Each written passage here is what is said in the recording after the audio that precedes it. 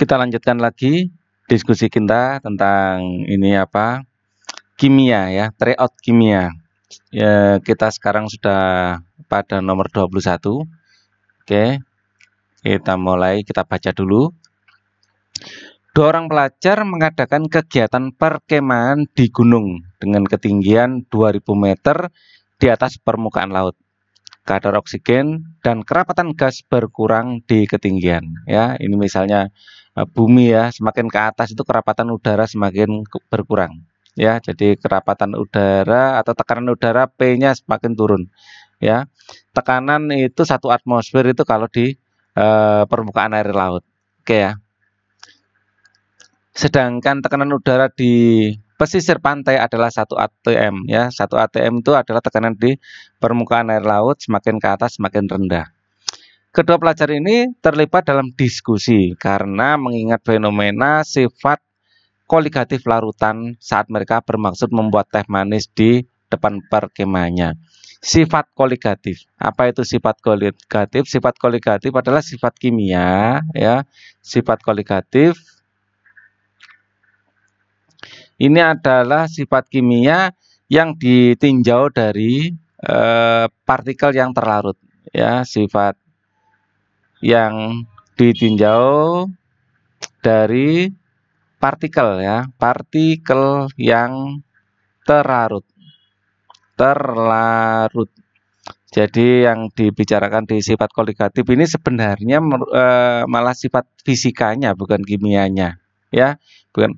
Jadi kayak titik didih, titik beku kayak gitu ya, kenaikan titik didih atau penurunan titik beku, terus penurunan tekanan uap. Jadi ini lebih cocok sebenarnya dipelajari di fisika kelihatannya ya, tapi ya memang mungkin sudah diputuskan ini dimasukkan kimia ya.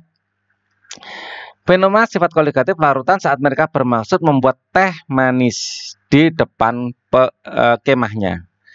Pelajar A mendidihkan air terlebih dahulu, kemudian mencampurkan gula.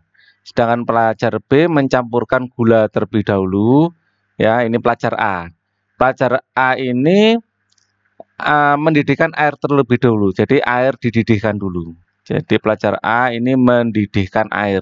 Jadi di sini adalah air. Nah, pelajar B ini yang dididihkan apa? Air gula. Ya, jadi ini adalah air plus gula. Ya, gula itu ada glukosanya berarti ya, dianggap glukosa gitu ya. Pelajar A mendidihkan air terlebih dahulu kemudian baru mencampur dengan gula. Sedangkan pelajar B mencampurkan gula terlebih dahulu kemudian mendidihkannya. Ya, jadi ini yang dididihkan adalah air, ini adalah air plus gula. Dari sifat koligatif ini jelas di sini B ini temperaturnya akan lebih tinggi. Ya, temperatur untuk mendidihkannya.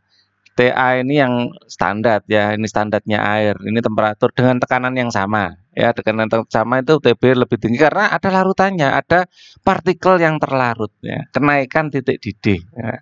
Jadi kita baca dulu di sini apa. Maka pernyataan yang tepat pada proses pendidihan air di gunung ya. Di gunung ini adalah tekanan gas berkurang. Ya, semakin ke atas tekanannya berkurang, ini benar. Air mendidih di atas 100 derajat Celcius, sedangkan yang dididihkan A lebih cepat daripada B. Titik didihnya air mendidih lebih besar dari 100. Airnya apa B ini ya?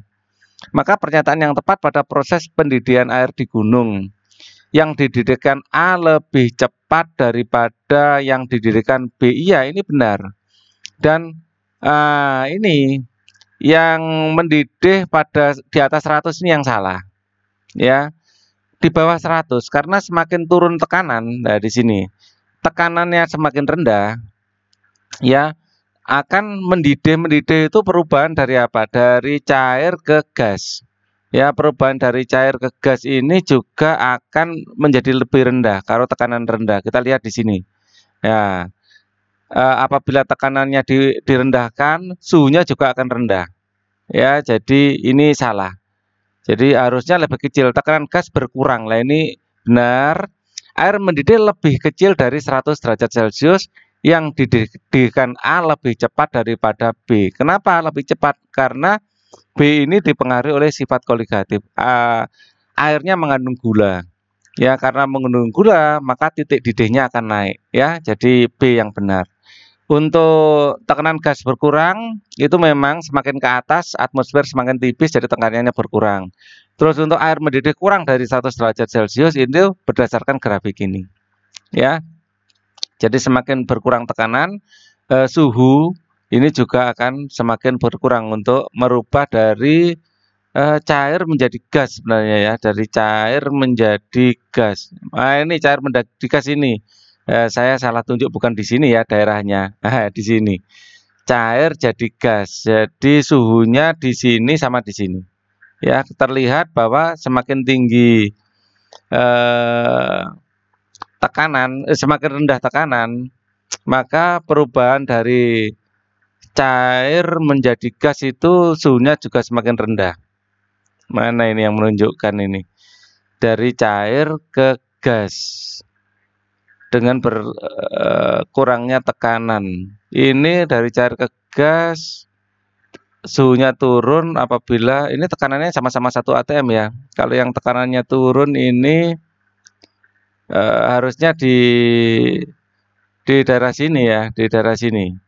Nah, ini kalau sebenarnya enggak bisa dilihat dari sini, tekanan tetap ini ya. Iya, tapi kan pada intinya tekanannya sama A dan B ya. A dan B tekanannya sama, hanya saja tekanannya semakin rendah. Jadi kita bandingkan tekanan sini sama tekanan sini, tekanannya yang lebih rendah, maka suhunya juga akan menggeser ke kiri. Yang tadinya di sini dan sini menjadi di sini dan di sini, kan geser ke kiri suhunya. Ya, gitu cara ngelihatnya ya. Oke. Tekanannya turun, maka suhunya juga akan semakin rendah untuk merubah dari cair ke gas. Oke ya. Kita akan lanjutkan nomor 22. Ini soalnya mirip kelihatannya. Titik beku larutan sukrosa ditunjukkan oleh titik B. Titik beku larutan sukrosa. Nah, ini tidak ada keterangan pada cair dan gasnya. Kita kopas dari sini cair, padat, dan gas. Ini cair ya, ini padat, ini adalah gas. Titik beku, beku itu dari cair ke padat ya, titik beku dari cair. Titik beku larutan sukrosa ditunjukkan oleh titik B. Titik B. Titik bekunya di sini berarti. Anggap saja di sini ya. Titik B-nya nggak jelas masalahnya. Yang mana? Yang ini apa yang ini? Titik beku larutan sukrosa ditunjukkan oleh titik B. Larutan KBr ya oleh titik A. Titik A di sini. Ya. Perbedaan titik beku larutan tersebut disebabkan oleh, kalau sukrosa ini adalah non-elektrolit. Non-elektrolit. Nah, ini partikelnya misalnya 1 mol ya tetap 1 mol. 1 mol sukrosa ya tetap 1 mol. Tapi kalau KBr adalah elektrolit ya. KBr ini akan mengion menjadi K+ ya, ditambah Br- ya. Ini akan membuat partikelnya lebih banyak. Artinya penurunan titik bekunya juga lebih turun. Titik beku larutan sukrosa harusnya B lebih rendah. Ya, B lebih rendah daripada A. Titik bekunya ini adalah temperatur ya pada tekanan yang sama. Titik sukrosa ditunjukkan oleh B, sukrosa oleh B. Nah, ini ada yang sukrosa ya. Untuk yang KBr saya kasih merah gitu aja ya. Yang KBr saya kasih merah. Adalah titik A di sini. Ya, lebih rendah suhunya ya. Penurunan titik bekunya lebih rendah, lebih ke kiri daripada yang biru ya. Jadi penyebabnya apa? Penyebabnya adalah jumlah partikel yang berbeda ya. Jadi kalau sukrosa di dalam air tidak mengion, artinya 1 mol sukrosa yang menjadi 1 mol partikel. Tapi kalau KBr, 1 mol KBr menjadi 2 mol partikel. Yang satu adalah K+, yang satu adalah Br-. Ya, kita lanjutkan berikutnya. Nomor 23. Reaksi redoks pada penyetruman atau pengisian akumulator, pernyataan yang sesuai untuk reaksi tersebut adalah, oke, ini redoks ini ada sisi oksidasi dan reduksinya. Untuk oksidasi, ya, ini ada reduksi. Ini adalah proses penyetruman, ya. Jadi yang teroksidasi ini yang biloxnya naik. Ya, yang biloxnya naik apa ini? Pb di sini sudah ada tulisannya ya. Pb di sini ada 12. SO4 ini adalah 2-. Ya, SO4 ini 2-. Ya, 2-, maka PB-nya ini pasti 12 plus 2. Ya. Kemudian PB di sini adalah 0. Ya, PB di sini O2 adalah -2. Oksigen adalah -2.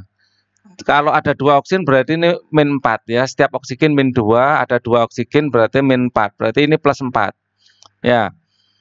Jadi PB ini mengalami oksidasi sekaligus reduksi. Nah, ini mengalami autoredoks, sudah dijawab ya. Ini jawabannya benar, autoredoks. Saya kira di sini mau menyetarakan, ternyata enggak. Ya, hanya mengamati bahwa PB ini terjadi reduksi, ya. Di sini terjadi reduksi, jadi dari 12 menjadi 0, ini reduksi, ya. Yang di biru, nah, saya kasih warna berbeda. Yang biru ini terjadi oksidasi. Ya, ini terjadi oksidasi. Oke. Sekarang nomor bawahnya. Dalam industri pembuatan baja, ya, penentuan kadar besi dalam biji besi dilakukan dengan titrasi permanganometri. Biji besi terutama adalah oksida atau oksida terhidrasi, yaitu ada bisa hematit, magnetit, geofit, sidrit.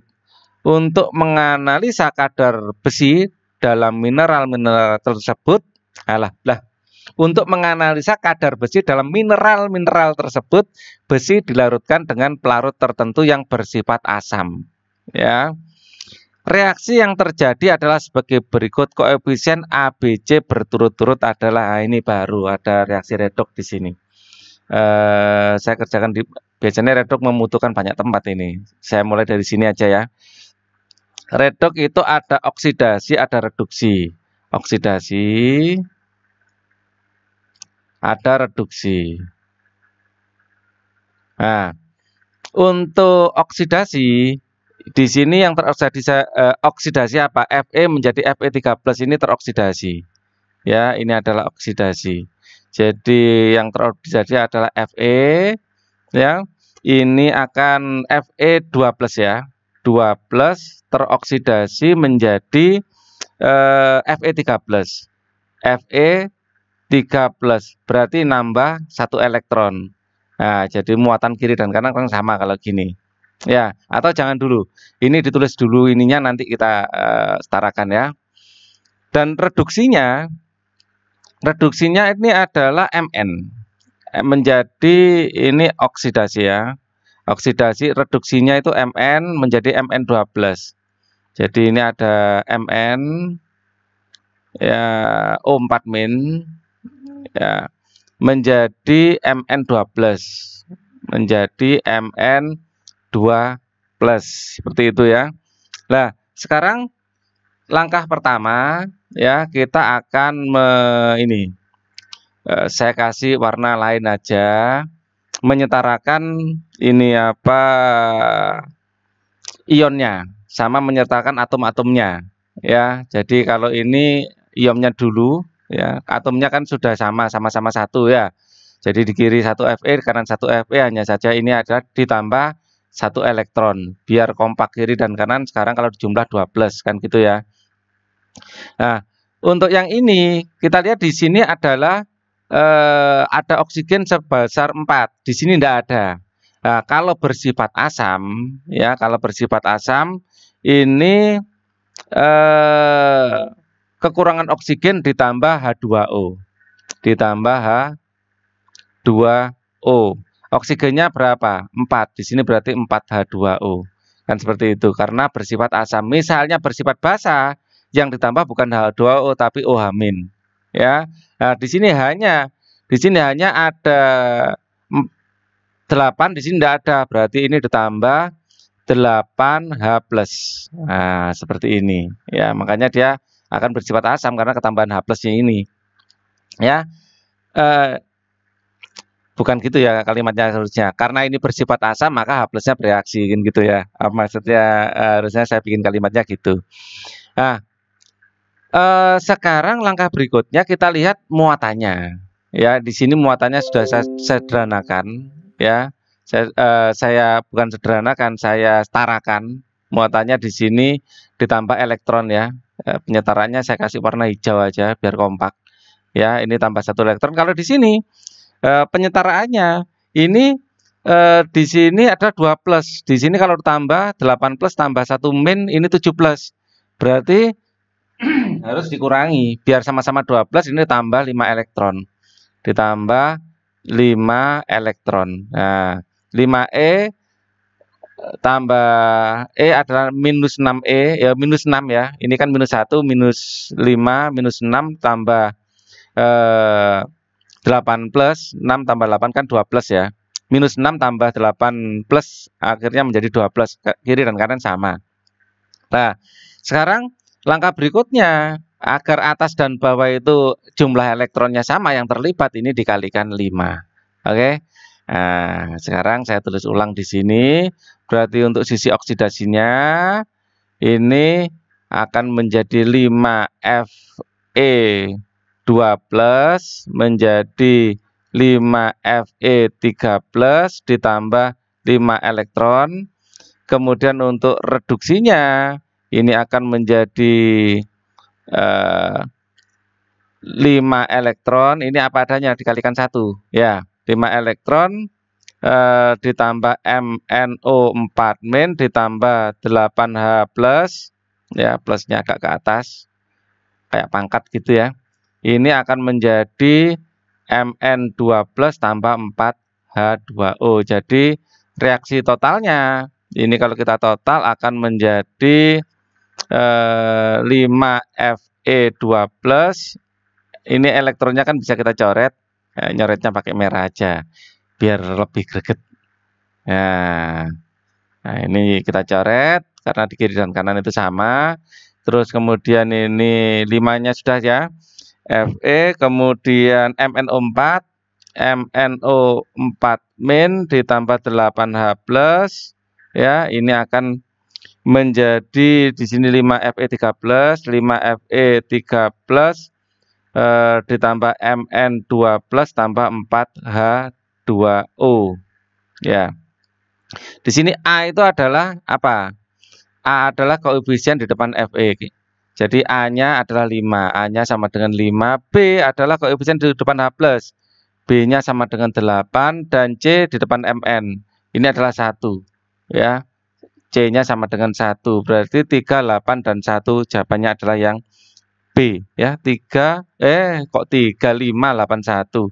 5, 8, 1, yang E ya. 5, 8, 1. Di sini benar ya, Mn-nya sebentar. Mn-nya benar kan? 5, 8, 1. Di sini Mn-nya tidak berubah. Ini di sini 1, di sini 1. Oke. Jadi sudah kompak, di sini 1, di sini 1. 5, 8, 1 yang E. Kita lanjutkan nomor 25. Nomor 25 ini tetap redoks ini ya. Nomor 25. Oke. Saya akan pakai tinta biru saja.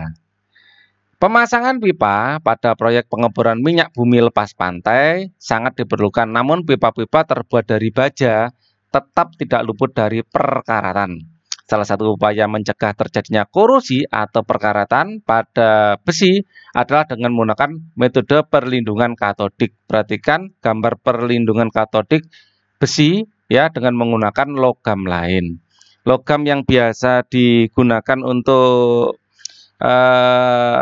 perlindungan katodik ya logam yang lebih mudah teroksidasi daripada besi ya. Biasanya kita gunakan logam lain itu Mg, magnesium ya, atau seng ya. Nah, dalam ini pipa-pipa itu biasanya magnesium yang sering ya. Ini disebut juga perlindungan katodik atau apa ya? Galvanis gitu loh, kalau nggak salah istilahnya. Oke. Karena Mg lebih mudah teroksidasi ya alasannya, lebih mudah teroksidasi. Ya. Dan di dalam ini reaksi redox ini kan masuk yang spontan ya, ini spontan. Ya, kalau spontan itu masuk kan ada dua aturannya, volta atau elektrolisis ya. Ini masuk yang volta. Kalau volta kita punya singkatan kapan ya. K, katoda itu positif, anoda itu negatif ya. Jadi ini seperti ini ya. Untuk volta kapan, nah, gitu ya. Saya biasa saya kasih kode ini juga untuk menunjukkan kalau itu volta ya. Kalau gitu nanti besi jadi katode, besi ya jadi katode. Dan katode ya, katode ini akan menjadi kutub positif ya. Katode akan menjadi kutub positif ya. Dan magnesium Mg ini akan jadi anode. Anode ini adalah kutub negatif ya, anode negatif. Dan di anode ini jadi oksidasi. Oksidasi ya, di katode terjadi reduksi. Ya. Kalau Pak Ali biasa menyingkatnya karet gitu aja, katode reduksi. Kalau katode reduksi, anode pasti oksidasi ya. Satu aja yang diingat. Ya, karet. Ya, dan kapan itu untuk volt. Ya, sel volta itu berarti yang spontan. Ya, jadi jawabannya apa? Di sini besi sebagai katoda ya, dan ininya adalah positif kutubnya, dan logam pelindung entah itu apa yang biasanya sih magnesium itu sebagai anode dan tandanya negatif. Jadi jawabannya yang benar adalah yang D ya. Oke, ini sebenarnya benar, katode plus minusnya ini yang salah karena singkatannya juga salah ini. KNAP. Ini KNAP untuk elektrolisis sebenarnya ini ya. Jadi gara-gara salah menghafalkan akhirnya jawabannya salah juga. Kita nomor 25, 26 sekarang kita cari. Nah, ini sudah mentok, kita naikkan ke atas ya. Untuk 26. Nah, 26. Oke, saya paskan dulu. Nah, 26. Tony ingin membuktikan pengaruh beberapa variabel dalam korosi logam besi. Untuk itu, Tony melakukan 5 percobaan. Variabel pembuat korosi logam besi itu ada apa sih? Adanya yang jelas ada besi, ya, terus ada oksigen, ya, ada air, ya. Akan lebih cepat lagi kalau ada elektrolit, ya, elektrolit, ya, sehingga proses redoksnya menjadi lebih cepat. Dan elektrolit ini akan lebih cepat lagi kalau asam. Asam sendiri kan bersifat korosif ya, asam bersifat korosif. Oke, kita lihat menurut Anda percobaan yang akan menghasilkan karat yang paling cepat ke yang paling lambat. Di sini ada paku besi, ada air, garam. Nah, ini cepat ini karena ada elektrolitnya. Udara kering, nah ini lambat, ini udara kering, nggak ada oksigen kan berarti ya, nggak ada oksigen, maksudnya oksigennya bukan nggak ada oksigen, airnya sedikit ya. Jadi ketidakadanya air ini yang membuat lambat ini ya, apalagi ada kalsium klorida anhidrat. Wah, sudah ini air akan sudah udaranya kering, air yang ada diserap lagi sama ini kalsium klorida anhidrat ini paling lambat kelihatannya ini. Jadi yang dua ini paling lambat. Ya, paling lambat karena semua faktor oksigen ditutup ya, ada tutupnya di sini. Air dikasih anhidrat, apalagi udara kering ya. Jadi ini paling lambat kelihatannya. Air yang dididihkan di paku besi ini pasti lebih cepat daripada volume 2. Paku besi di sini ada air. Di sini ada cuka, ini paling cepat. Jadi paling cepat 5, paling lambat adalah 2. Yang diawali 5, yang dari paling cepat ke yang paling lambat diawali 5, diakhiri 2 itu E. Ya sudah ya, kita cek ya. Nomor 5. Nomor 5 ada cuka. Ya, kemudian habis 5 1 ada garam ya, ada air, ada oksigen karena terbuka. Terus 4 ada air ya. Jadi ada oksigen karena terbuka dan ini paku besi ya. Ini lebih cepat ya. Ini air garam berarti lebih cepat lagi. Kalau air di bawahnya air garam masih. Terus 3 air yang dididihkan, ada paku besi. Ini yang ketiga ya, yang paling lambat pasti yang kedua. Dikasih kalsium anhidrat, ini masih ada airnya ya, ada airnya tapi ditutup. Kalau ditutup kan agak berkurang, oksigennya nggak bisa masuk ya. Jadi positif jawabannya adalah yang E. Kita lanjutkan nomor 27. Perhatikan sel elektrolisis berikut ini kembali elektrolisis ya. Jika pada sel elektrolisis di atas terjadi reaksi, di katoda ada air, anoda juga air yang bereaksi. Maka zat yang mungkin pada ABC berturut-turut adalah, kalau elektrolisis, elektro itu artinya listrik, lisis itu pecah. Jadi reaksi kimia terjadi karena adanya suplai dari listrik. Ya. Elektrolisis ini akan kita bagi, ada sisi katoda. Ya, dari sisi katoda ini di katoda ini yang berpengaruh adalah ionnya. Jadi yang berpengaruh ini kation atau air ya, yang pengaruhi larutan. Ya, bisa air dan kationnya, kation. Ya. Di situ nanti apabila larutannya bersifat asam, ya, maka yang terjadi adalah 2H+, ya, 2H+ ini akan ditambah 2 elektron, ya, 2 elektron ini akan menjadi H2. Jadi akan terbentuk ini gas hidrogen, ya, kalau suasananya asam dalam elektrolisis di katoda. Ya, pembentukannya. Kemudian kalau di dalam larutannya mengandung ion-ion dari golongan 1A, ya, 2A dan 3A, maka yang bereaksi itu air. Ya, air akan menjadi 2H2 ya, 2H2O ya, akan tereduksi ya menjadi 2OH- ya, akan bereaksi menjadi ini tambah 2H+ ya, tambah kok panah ya, menjadi ini panahnya sudah ya, 2OH- tambah H2 tambah H2, ini 2OH- tambah H2. Oke. Tadinya H+ menjadi 0. Ini kan berarti tereduksi ya. Hidrogen kan H+ ya. Menjadi H2 kan 0, plus jadi 0 kan akhirnya tereduksi. Oke. Karet ya, singkatannya karet, katoda reduksi. Kemudian kalau ini adalah lelehan dari ini golongan 1A, 2A, 3A ya. 1A, 2A ya.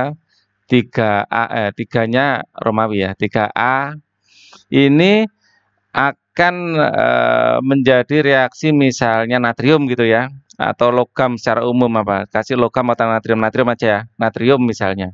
Ini kan golongan 1A. Ini akan ditambah dengan elektron ya, ini akan menjadi natrium dalam bentuk solid. Ya, ini natrium yang plus ya, natrium plus ditambah elektron akan menjadi natrium solid. Ini Na ya.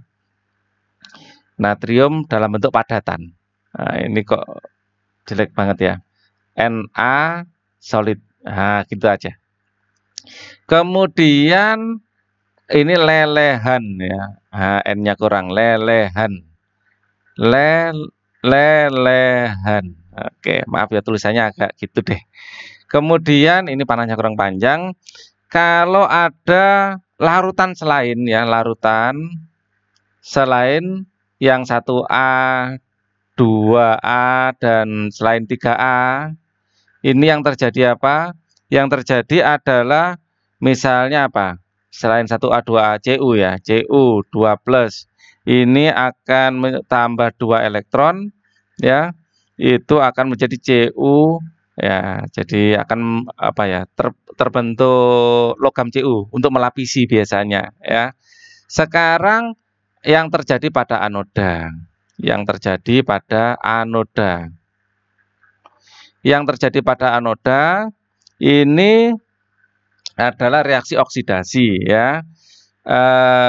Terdiri dari anoda yang inert atau yang tidak inert dulu ya. Tidak inert dulu nggak apa-apa, tidak inert. Ya, kalau tidak inert artinya katoda anodanya bisa bereaksi. Ya. Maka ini akan terjadi oksidasi ya pada anodanya. Misalnya anodanya adalah Cu. Ya, misalnya Cu. Cu ini akan misalnya Cu itu 2 plus ya. Cu aja sih. Kan logam Cu batangan gitu ya. Cu solid ya. Ini akan menjadi Cu2 plus tambah 2 elektron. Ya, ini akan teroksidasi pada anodanya. Ya, seng juga bisa teroksidasi. Ini kalau tidak inert. Kalau inert, ya, kalau inert, yang inert itu apa? Bisa PT, bisa C, bisa AU.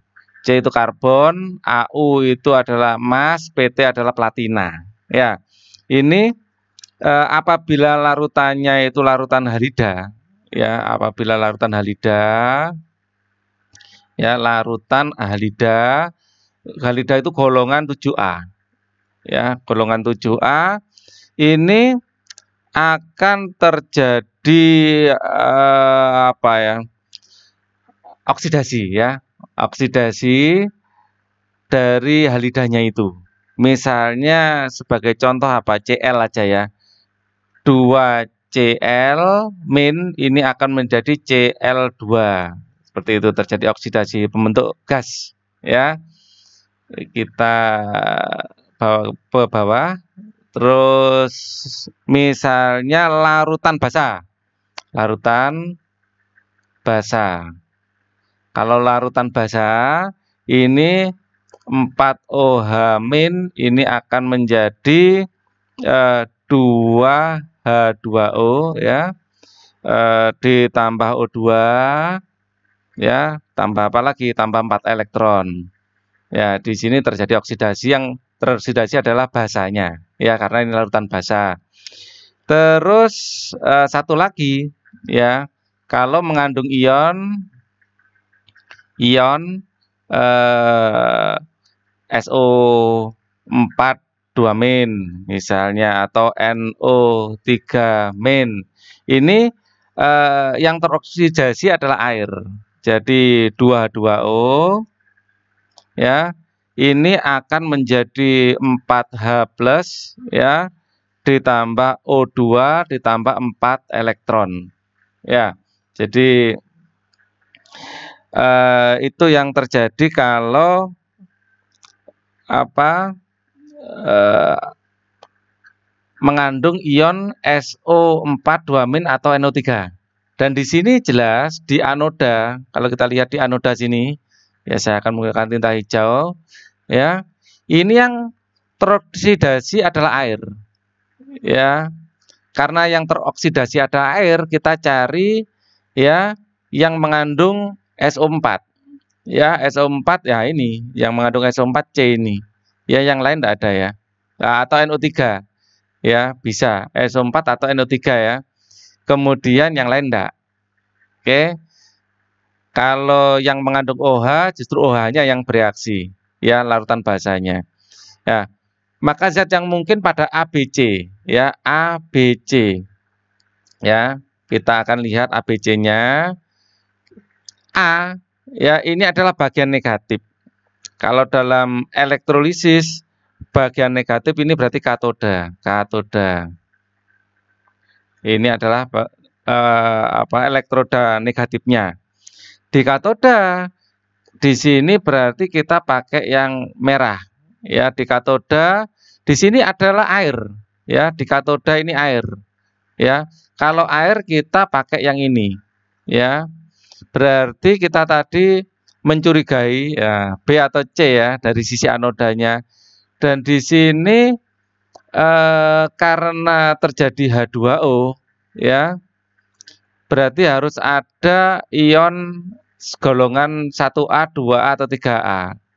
Ya, di sini ada K ya, boleh, ada Na boleh. Jadi tetap B dan C ini menjadi kandidat.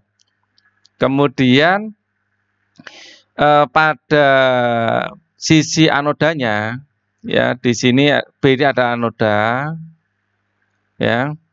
Sisi anodanya ini dia anoda, berarti yang ini ya. Anoda terjadi air juga. Kalau air berarti dia itu inert. Kalau inert berarti PT. Ya, berarti ini Fe gagal. Kita pilih PT.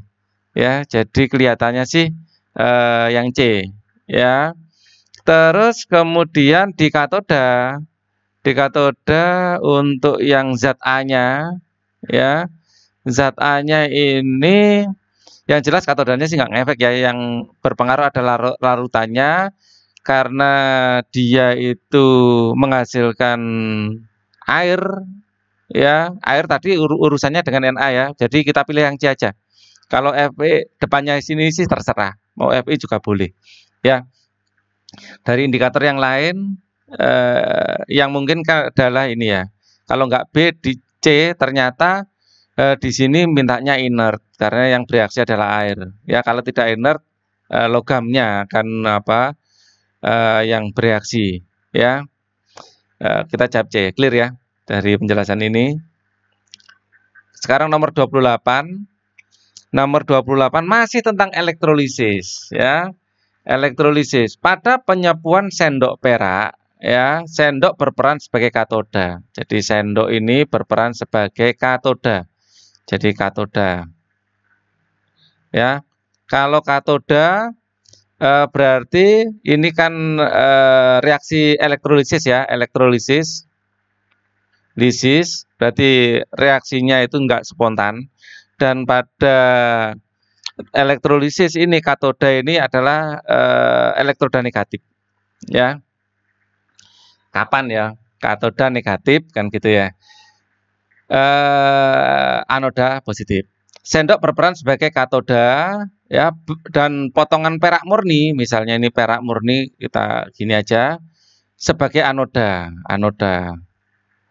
Terus kemudian kedua logam dimasukkan ke dalam larutan perak sianida. Ini adalah AgCN. Ya, perak sianida. Jika arus sebesar 5 ampere, I sama dengan 5 ampere, dialirkan ke dalam sel selama 30 menit, T sama dengan 30 kali 60, ini adalah 1800 detik. Ini masih dalam menit ya. Nah, ini sudah detik sih, sudah saya kalikan 60 kok.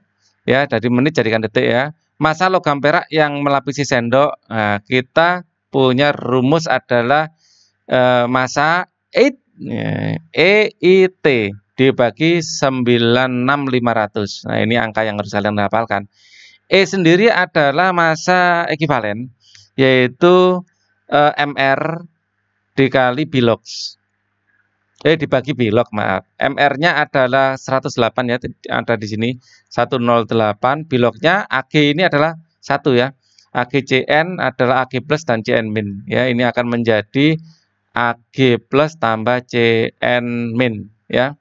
Jadi 1 tetap 108. Berarti ini kita masukkan saja 108 kali arusnya adalah 5 dikali T-nya adalah 1800 dibagi 96500. Ya, kita pakai kalkulator ya.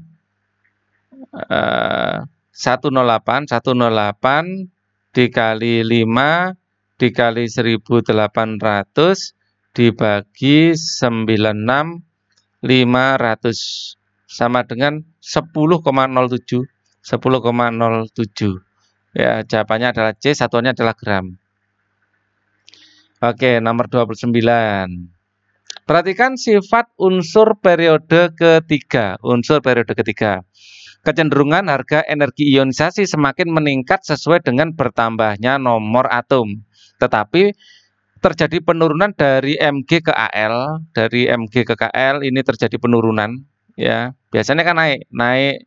Ini kan naik. Di sini kok turun, selebihnya naik lagi. Ini turun lagi. Kemudian dari Mg ke Al dan dari P ke S. Dari P ke S ini juga turun. Ya, di sini turun. Ya. Pernyataan yang benar untuk menjelaskan data tersebut adalah ini karena Mg ya dan Mg lebih stabil daripada Al. Kenapa lebih stabil? Karena Mg ya ini di sini sudah dikasih ya adalah sama dengan Ne ya ditambah 3S 3S2. Di sini konfigurasi elektronnya sudah komplit duplet ya. Jadi intinya ini sudah terisi penuh. Sedangkan sedangkan Al ini adalah Ne ya. Kita lihat di sini 3S2 dan ini 3P1 ini sudah komplit. Nah, ini hanya berisi 1. Jadi untuk melepaskan elektron ini lebih mudah. Ya, walaupun Ne ini atomnya ada kecenderungan semakin meningkat sesuai dengan bertambahnya nomor atom. Tetapi untuk melepaskan 1 elektron ini lebih mudah daripada melepaskan 1 elektron ini, karena ini sudah aturan Hund kalau nggak salah ya, sudah penuh intinya. Ya, di kaidah Hund itu sudah penuh di sini. Jadi energi ionisasi itu akan lebih besar apabila penuh atau setengah penuh, kan gitu ya. Kemudian kalau kita lihat dari P ke S sama ya ceritanya. Untuk P ini adalah 3S2 dan 3P2. Ini sudah komplit ya, tetapi di sini ya baru terisi 2 ya. Kalau P2 ya, ini nanti akan dipromosikan ke sini biasanya. Dipromosikan ke sini. Menjadi sini ini hilang. Ya. Terus kemudian S ya. Untuk S ini ada Ne ya. Ne ya, di sini ada Ne ya. Untuk S ini 3S2 ya.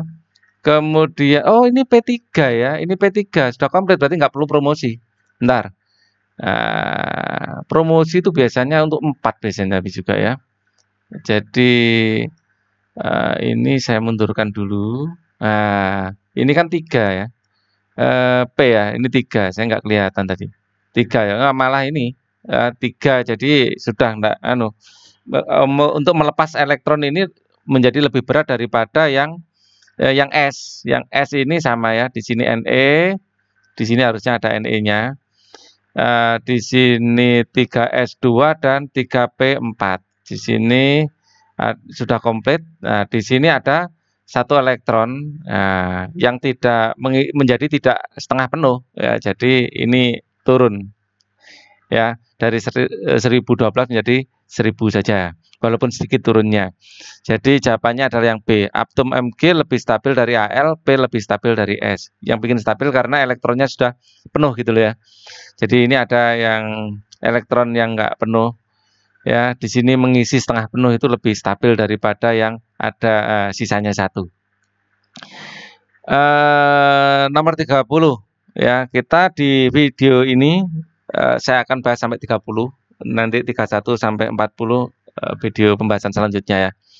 Perhatikan notasi dua buah unsur sebagai berikut ya. Nah, ini sebelum kita menotasikan, kita sebaiknya bikin ini 1S, 2S, 2P, 3S, 3P ya. 3D ini aja cukup ya. Untuk X ya nomor atomnya 4. Jadi di sini adalah 1S2 ya. Masih ada sisa 2S2, 2S2 golongan 2A ya. Terus kemudian ini 9Y ya, ini akan 1S2, 2S2 sudah 4. Habis 2S2 2P 2P 9 masih sisa berarti 6 ya. Oh 10 kalau 6 5 saja. 5 saja. Jadi 5 tambah 2 7. Ini golongan 7A. Golongan 7A dan 1A ini kalau berikatan ya. Jika X dan Y berikatan, sifat senyawa ya, sifat fisik senyawa dan jenis ikatan kimia yang terbentuk jelas ionik. Ya, antara golongan 2 dan 5 itu senyawanya adalah ionik ya, serah terima elektron. Kemudian sifat ionik, nah, ini kelihatannya ada kekeliruan di sini. Jadi saya berikan sifatnya dulu. Sifat ionik yang pertama sifat ya. Sifat yang pertama ini adalah titik didih dan leleh tinggi. Titik didih dan leleh tinggi. Kemudian sifat yang lain adalah larutan dalam larutan polar. Larut dalam air gitu aja biasanya, larut dalam pelarut polar. Biasanya pelarut yang digunakan adalah air ya. Air itu kan polar. Kemudian wujud padat ya dalam bentuk kristal. Wujud padat dalam bentuk kristal. Nah ini yang sifat yang dipakai. Lelehan dan larutan ya, lelehan dan larutan ini adalah elektrolit. Tapi kalau padatan tidak elektrolit, padatan tidak elektrolit. Tidak elektrolit ya. Jadi di sini padatannya mengantarkan listrik, enggak. Lelehannya mengantarkan listrik dan berikatan ionik. Jadi jawaban yang benar adalah yang C. Oke, ini kita sudah membahas nomor 21 21 sampai 30 ya.